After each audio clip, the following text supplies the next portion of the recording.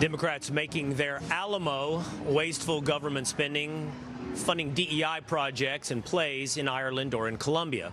Things like $3.3 million for LGBTI experience in the Caribbean, $49 million to improve reading in Zambian schools, and $59 million FEMA sent to New York City luxury hotels to house illegal immigrants just last week, according to Elon Musk. You know, accountability for government waste used to be bipartisan. In fact, then Senator Barack Obama co-sponsored a bill with Republican Senator Tom Coburn to better enhance USA spending's transparency. But today, they stand against the wall. They barricade themselves inside that Alamo to defend every dime spent by the federal government. My next guest, by the way, spearheaded that law between Obama and Senator Coburn. And he's now the CEO and co-founder of the Federalist, Sean Davis. Sean, you see these Democrats last week, first of all, in front of the DOE. Looks like they're going to do something similar now in front of the Consumer Financial Protection Bureau. What do you think? I mean, can you believe this is the flag of the party right now? Yeah, it's kind of shocking to just see how much they need this trough of taxpayer money in order to survive. And I saw the clips of them saying it's a constitutional crisis.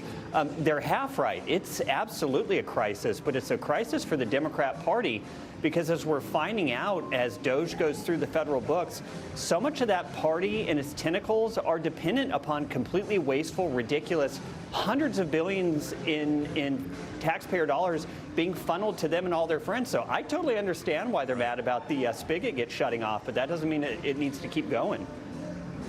You know, Sean, what's interesting is making this a left-right fight or Republican-Democrat fight kind of misses the point of how far-based Democrats are. I just want to share with you what a professional golfer, actually a golfing legend, just posted today about this government spending in DOGE. Phil Mickelson, he posted this today about government spending. He said, "Thank you for pointing this out, Elon. How about we take care of Americans first? Maybe we can start by helping our veterans or fellow Americans in need before we misallocate funds from their intended purpose." You know, Sean, there's also the effort among many federal judges to stop President Trump's attempt to roll back government spending, specifically when it comes to employment.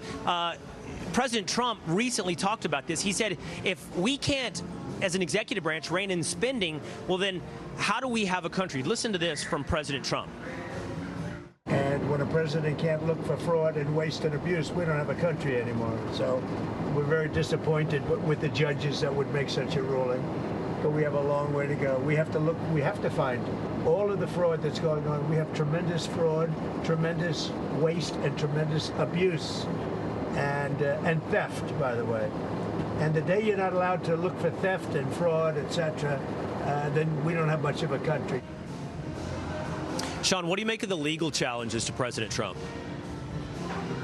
I think they're a little bit absurd. I mean, for a backwater judge in some blue enclave somewhere to say that the President of the United States, the person who is the executive branch, doesn't have the authority to go look at Treasury data, doesn't have the authority to stop waste, fraud, and abuse. It's a legal matter, it's absurd. As a factual political matter, it's absurd. And I just don't see how it's going to have any legs to stand on as we go forward. All right, the last thing I want to ask you about quickly here, Sean, is the Attorney General Pam Bondi has suggested that there's huge leaks inside of ICE. Meanwhile, DHS Secretary Kristi Noem is saying it's the FBI who's leaking these ICE raids about what's happening across the country. This is a major story, should it be the case that it's being leaked from the FBI. If anyone leaks anything, people don't understand that jeopardizes the lives of our great men and women in law enforcement. And if you leaked it, we will find out who you are and we will come after you. And it's not going to stop our mission. It's not going to stop the president's mission to make America safe again. What do you think about these allegations of both ICE and the FBI, Sean?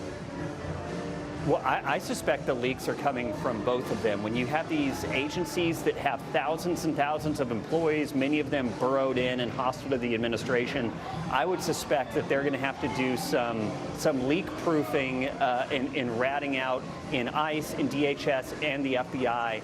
I doubt that just one agency is to blame, but every single leaker needs to be made public and held to account for what they're doing, because it's putting people's lives at risk. All right. Sean Davis of The Federalist, thanks so much for being with us here today. Thank you, sir.